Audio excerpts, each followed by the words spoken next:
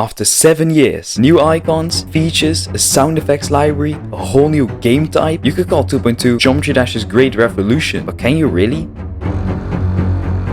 Alright, enough of that dramatic intro. It seems like ever since the release of GD back in 2013, people have found shit to complain about, and obviously this trend remains to this day. The art quality is ass, and I'm just telling you this right now, this is some of the worst art in this entire contest. So let's sum it all up and probably get a cluster headache. Like and subscribe. Since some gauntlet levels are no longer handpicked by Rob, but rather decided through a competition, they've shed light on some problems. For example, player insecurity. Hello, I'm Almond. Hello, I am Tap. I'm the better YouTuber. Welcome. Hello, I'm Placeholder Name. I need a better name. And this is Superky, but I forgot to let him introduce himself. Have you ever heard of a thing called player insecurity? Player insecurity? I don't think so. No. No, not by name. Loki, I already forgot what player insecurity is, so Well, class, if we open our books on page 67, we find out that GD players are insecure about playing GD. Apparently. So when people ask them, and what games do you like? They need a way to show that GD isn't just some impossible game remake for 6-year-olds. So what did they show? Well, levels like the ones in the NCS Gauntlet, of course. They look cool, even though some definitely don't play very well. But that doesn't matter, right? As long as the game they're playing is cool to others, everything's fine. What GD level would you show someone that has never played the game to like get them interested in GD? Probably Love Letter. Bussin', because I feel like they would find it funny and it looks good. Probably this is like a fairly, I would say, underrated as well. A level called Dead God Cult. I would probably show them like eightos. Except it's not all fine, because in some of these overhyped levels, the gameplay is actual dog shit. They're meant to be watched, not played. They also completely overshadow the more simple levels that get rated every day. Same goes for creator favoritism, where RobTop seems to have romantic interest in a certain creator and just rates whatever shit they spit out. This also completely overshadows the earlier mentioned simple levels. Oh, and also Elder Mods still can't rate levels, so with all of that combined, it's basically impossible to get fame in the community through creating, unless you're extremely talented, or you have a deck consisting of 5 oops all 6s jokers. Moving on, what are in your opinion the requirements for a level to get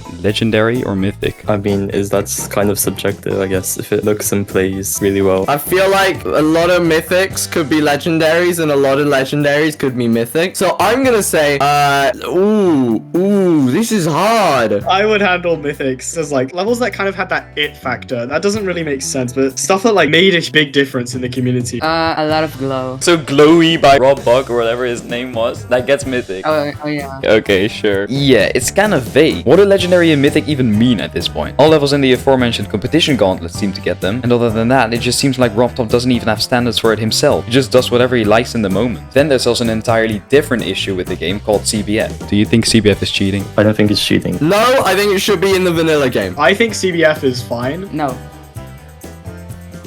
Since the beginning of time, there have been controversies surrounding physics, but I don't even think it's worth mentioning because this guy made a 30-minute video about it and then he got comments like this. Players and creators also seem to have problems with adapting to all the new features 2.2 brought, and I heard people mentioning we might be experiencing early 2.0 again. Here's what Try That to say. I feel like if you take a lot of the 2.2 elements out of this level, it would still be a good level, whereas I don't know if that would be the same with 1.9 going into 2.0, right? Yeah, like you look at this and like if you take the 2.0 out of this level, it is nothing. So yeah, you can't really compare the two except for some unfortunate outliers.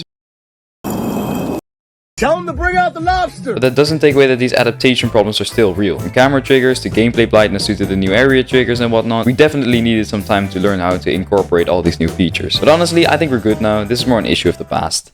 Now, is this all RobTop's fault? He's the creator of the game after all. Well, no, not entirely. This game relies heavily on its community. RobTop basically builds the ship and now we're the ones sailing with it, with him occasionally making some adjustments. So, did you just waste 3 minutes of your life? Yeah, definitely. Reasons to like the video. Number 1, it has me. Number 2, it has Tap Geometrydash. Like and subscribe to my channel. You should like and sub. So like and subscribe to BBM, otherwise known as James Y lives in 123.